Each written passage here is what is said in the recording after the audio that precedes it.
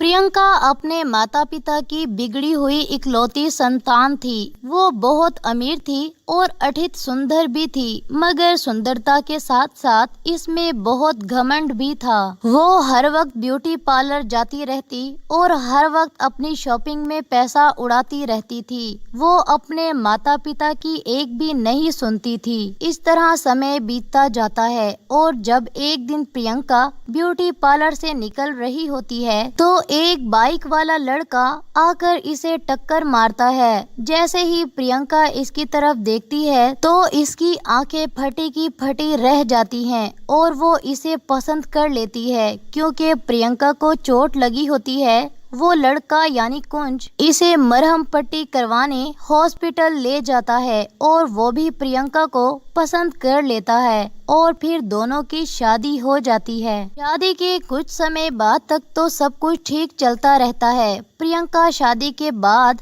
अपनी शॉपिंग पर और ब्यूटी पार्लर पर बहुत पैसा उड़ाती, मगर कुंज इसे हमेशा समझाता रहता, मगर वो अपने माता पिता की तरह कुंज की बात भी नहीं सुनती थी और वो अपने बुरे समय के लिए कुछ भी जमा करके नहीं रखती थी। मगर फिर एक दिन कुंज अपने घर उदास चेहरा लेकर आता है और कहता है, हमारी फैक्ट्री को आग लग गई है, जिसकी वजह से सब कुछ जलकर राख हो गया है। ये बात सुनते ही प्रियंका सुन्न हो जाती है और फिर अपने पति को तसल्लियां देती है। दूसरी तरफ प्रियंका ये सोचती है कि उनके घर का गुजर बसर कैसे होगा, क्योंकि उसने अपने बुरे वक्त के लिए कुछ भी बचाकर नहीं रखा होता। कई दिनों तक वो बहुत ही बुरे हालात से लड़ते रहते हैं। कुंज अपनी जॉब की वजह से बहुत ज्यादा परेशान हो गया था और प्रियंका भी इसको देखकर बहुत ही पछताने लगी थी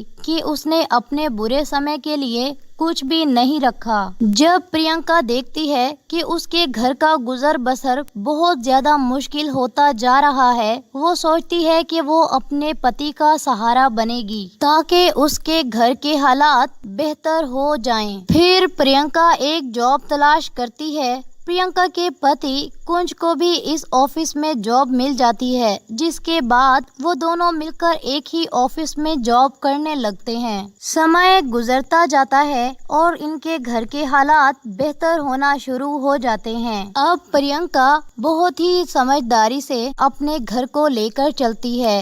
एक की कमाई से घर चलता है और दूसरे की कमाई जमा होती रहती है ताकि बुरे वक्त में उनके काम आ सके। और अब प्रियंका अपने पैसे को किसी भी गलत जगह पर इस्तेमाल नहीं करती थी। अपनी पत्नी की इस समझदारी से इसका पति बहुत खुश होता है। ना सिर्फ इससे ज्यादा प्यार करने लगता है बल्कि बहुत ज्यादा इज्जत भी करने लगता है, क्योंकि उसके बुरे समय में उसकी पत्नी ने उसका बराबर का साथ दिया है। इसलिए वो बहुत ज्यादा फख्र महसूस करता था और अब वो दोनों बहुत ज्यादा हंसी खुशी अपनी जिंदगी गुजारने लगते हैं। दोस्तों, इस कहानी से हमें ये सीख मिलती है कि इंसान को कभी भी बेजा पैसा नहीं उड़ाना चाहिए, बल्कि अपने बुरे समय के लिए कुछ ना कुछ जमा करके रखना चाहिए ताकि बुरा वक्त पड़ने पर उनकी वो रकम काम आ सके,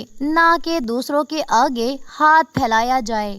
अगर आपको हमारी ये वीडियो पसंद आए तो चैनल को लाइक, सब्सक्राइब एंड कमेंट ज़रूर कीजिएगा। शुक्रिया।